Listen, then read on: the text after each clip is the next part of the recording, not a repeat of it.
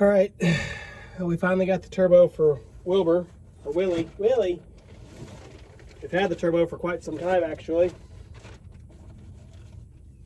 But the kids lost all my bolts, and then, believe it or not, finding bolts was more difficult than I thought it would be.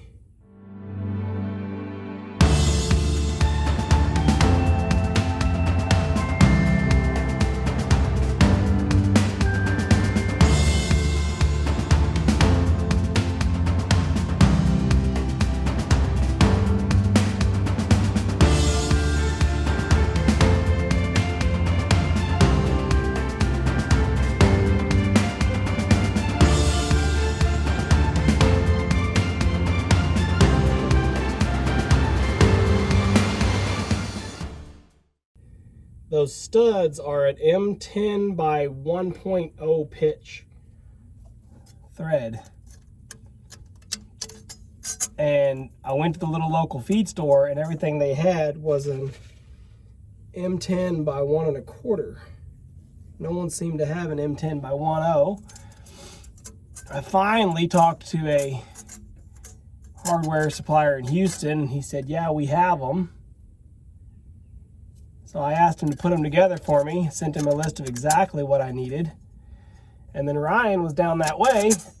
So Ryan went by to pick them up, and it wasn't what was on the list. So I don't know. It wasn't a complicated list. I asked for 3 nuts and 1 bolt with nut in that size. I got 3 nut, bolt, and washer pairs, but I think it's enough that we can at least get the turbo put on today and maybe get everything hooked up and then just go get that last one more nut that we need or whatever. So put the new gasket on there, put the new turbo on here.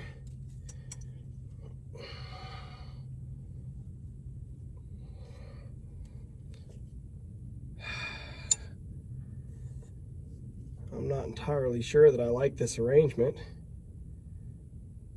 because I don't feel like it's the same as the old arrangement. I think I'm gonna have to clock this turbo around. Which, if I do, okay, I think it's doable. I think you can just loosen the bolts off. I think we got ourselves a problem here though. Okay, so that sits right on, that's fine. But, so here's the problem. My air outlet is aiming down here at my frame. It needs to be clocked and turned up, which again, I specifically asked for this turbo, and when I ordered it from M&D, I asked them to verify the arrangement on it, which you can get this turbo in a bunch of different arrangements.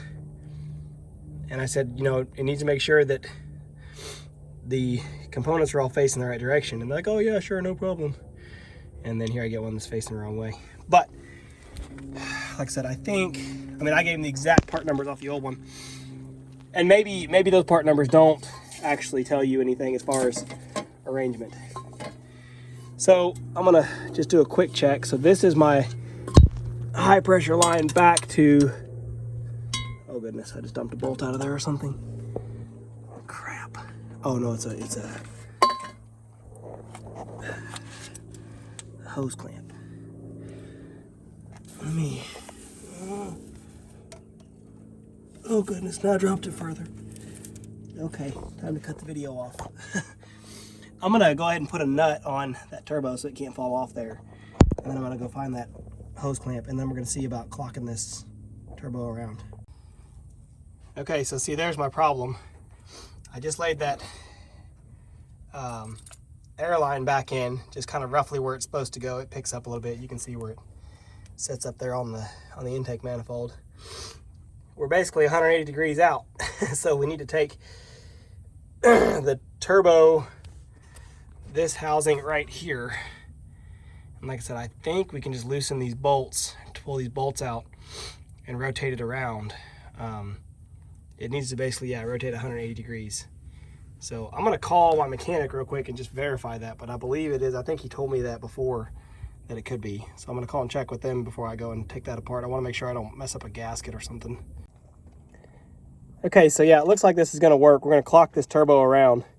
So these bolts right here, there's 6 of them that run around this, where this housing bolts up. I'm not actually breaking the, I don't know the right term for these, but I'm calling the exhaust housing and the outlet housing.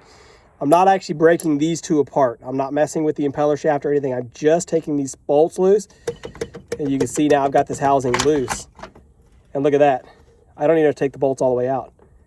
I just take them loose, clock it around where I need it to be. And honestly, I don't know exactly where I need it to be. So what I'm gonna do, I didn't realize I could do that. I thought I had to pull them all the way out. That's funny. What I'm gonna do is take this back over to the truck now, put it back up there on the side of the engine, and basically align this with that air outlet coming off their turbo, and then I'll just tighten these back down.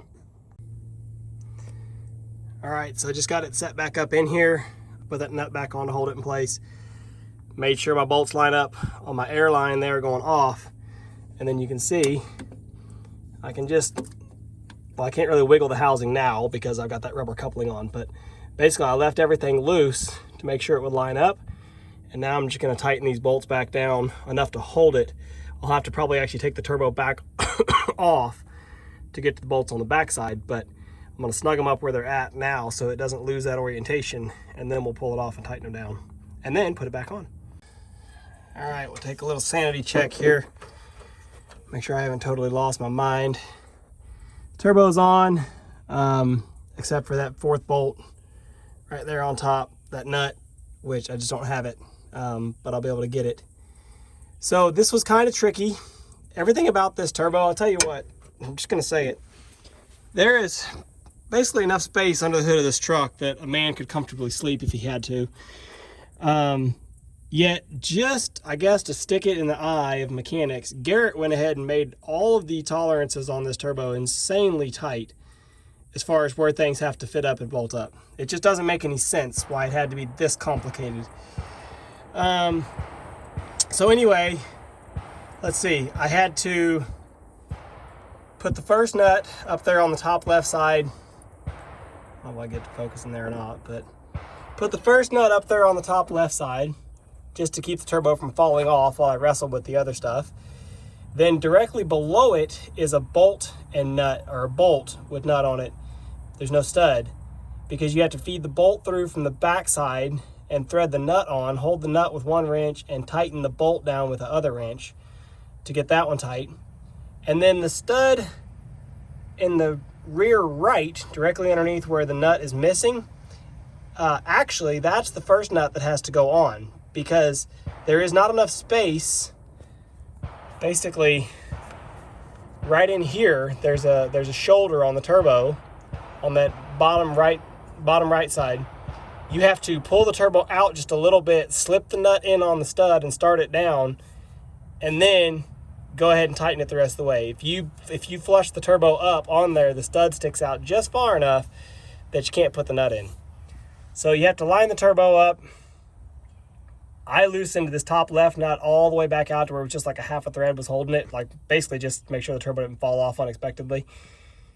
Got the nut on the rear right, then did the bolt on the lower left, then did the nut on the top left, and I'll go back eventually and get the nut for the top right. Then on the oil lines, also obnoxious. Of course, I got them both lined up and got the bolt started in, and then realized I hadn't put the gaskets in, so I had to disconnect them again. But the oil drain line underneath wasn't too bad, other than you can't see the rear bolt. But these on top, this oil line here is just, I mean, it could be bent forward a fraction more, but it's not.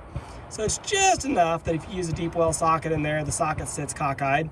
And then this little piece of crap literally is so close to the turbo that you cannot fit a socket on it. Not even a chrome socket, let alone an impact socket. You cannot fit a socket on it. If they would just grind off the stupid Garrett name, which I know Garrett's are good turbos, but Christ, grind off the dang lettering so a mechanic can put a socket on this piece of shit and tighten it down. So that was, you know, little by little by little by little with an open-end wrench just right here, back and forth, to get that tightened down. This was able to use a socket, but you had to kind of be careful, because if you tried to start it in with a socket, you were cross-threaded, like at an angle. So you had to start it in by fingers, make sure that it was going, and then kind of put a socket on it at an angle to tighten it down. So yeah, it's taken me a long time. It's really hot and I've got a headache, but it's on. The turbo's on, the oil lines are hooked up. That rubber boot is, I just tightened it back down. The bolts are already in on the other end of that airline. Jesus Christ. It's Sunday, guys. It's my lovely neighbors with their FFL. Letting everybody know. Okay. This big boot slips in, tighten that clamp down, and that's the other elbow there. I don't know why this thing refuses to focus. That's the other elbow that's gonna go on bottom of this boot down to the turbo. But for right now, I'm taking a break because I'm way too hot.